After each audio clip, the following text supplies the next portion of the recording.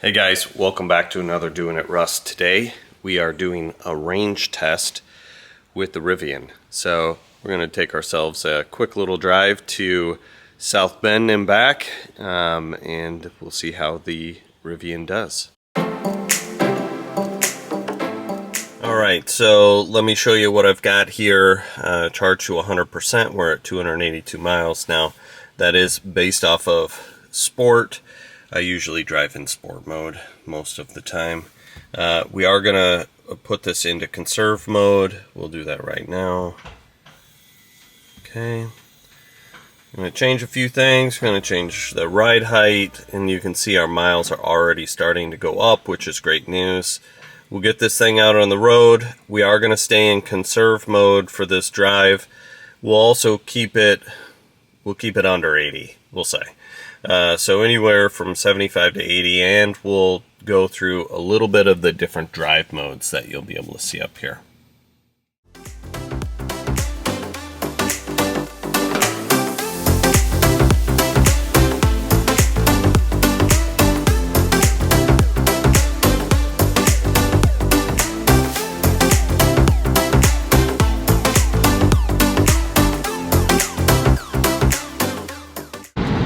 Alright, so we're on the highway. We are in conserve on our way. One thing that I wanted to show you is when you're on highways like this, the we'll call it the self-driving or lane keep assist, when it's available, it will show you here on the dash on what road. So I was on the line a little bit, so it goes away. So to get it in, you can see the double down arrow. You're going to want to pull down on your gear shifter twice in the speed you want to be in, and that puts you in the self-drive mode. Now, the dial over on the right-hand side, you can change this to set the distance between the car or vehicle in front of you, depending on how much room that you want. Now, once you set this in the speed that you want, it will literally stay the speed that you're going and keep you within the lanes. If you want to switch lanes, which I'll show you here in just a minute, so I'm going to indicate I want to come over to the next lane. It tells me I'm good, but it also takes it out of the self-drive mode, and I'd have to actually put it back in again. But what it does is it keeps me going the same speed I was going. So just so you guys know how this functions, we'll get it back into the self-drive mode. You just gotta kind of keep your hands kind of on the wheel so it stays in this mode. But that's how you do it. All right, so here we are, our first rest stop. We're just a little over halfway to South Bend right now. I wanted to give you guys an update. Not only on kind of what cruise we've been in, what drive mode we've been in, and how the drive's been going. So far, loving the drive. It's just so much fun to be in this. It is super smooth, especially being able to kind of set the different drive functions. So we've stayed in conserve the whole time. I've got ride on soft, and we are in the lowest setting. So conserve, it just puts it in front wheel drive and should automatically adjust the ride height. For whatever reason, mine isn't automatically adjusting, so I actually had to lower it manually. So if you're riding on the Indiana toll roads, one thing to keep in mind is at the different rest stations, whether you've got a Tesla or you've got an EV, kind of cool that they've put these Electrify Americas in and your superchargers. So now you don't really have to worry about fully charging on the way back. We can actually charge at any one of these stations we want. All right, so we just got here to South Bend where we're meeting up a bunch of family. We're gonna have some lunch, but to give an update on the mileage and how we did on the car, here it is. All right, so we started with 310 miles. We're at 157 at our destination. That puts us at 153 miles it took to get here. So just about half, pretty good. Everything was fantastic as we drove into town. So we will head back off and probably charge at one of the stations at one of the rest stops. Okay, so we are 3/4 of the way back to Illinois, back to home. One thing that I wanted to point out, actually, after we stopped at our destination when we arrived in Indiana, I got back in the car after about 45 minutes, and actually we went back up to about 161 miles. So I was trying to figure the calculation. Getting to our destination in South Bend is about 153 miles, I think.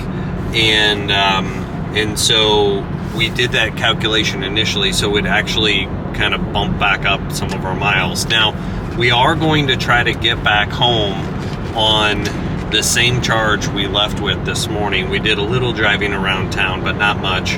And right now it says that we need to stop and charge for 15 minutes.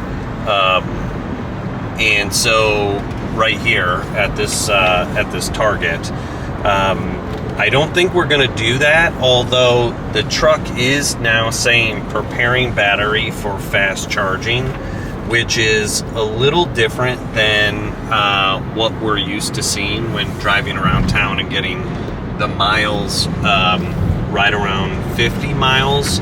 It will start indicating, hey, you're under 50 miles. Even my app will ding at me. So we're gonna check this out. We may stop and just charge to kind of see what the truck does differently as it prepares for fast charging. All right, so we did it. We actually got to our charger.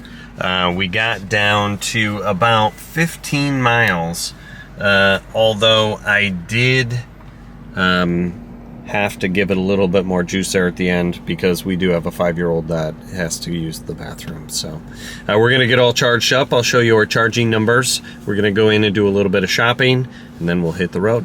So as you can see, we pulled in with about 14 miles to go, equaling about 5% charge on the truck. When we were finished, we had 118 miles to 37%.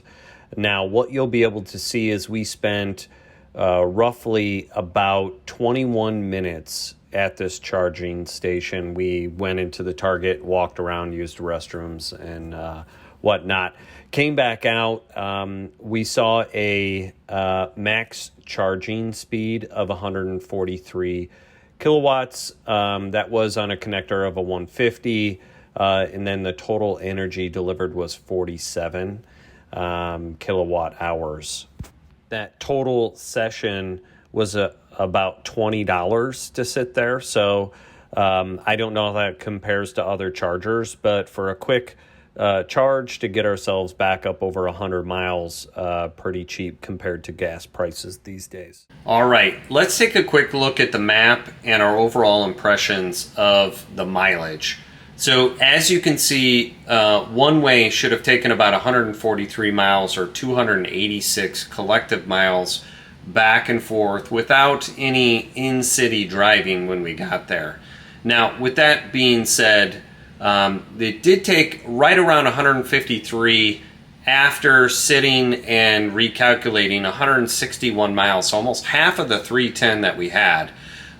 So we lost roughly just under 10% of our mileage on the way to South Bend. Now, it's important to remember that I've got the 22-inch road tires on my car, and I know with those larger tires, we're going to lose a little bit of mileage with that. On the way back, we also had a little bit of a headwind that we're fighting against.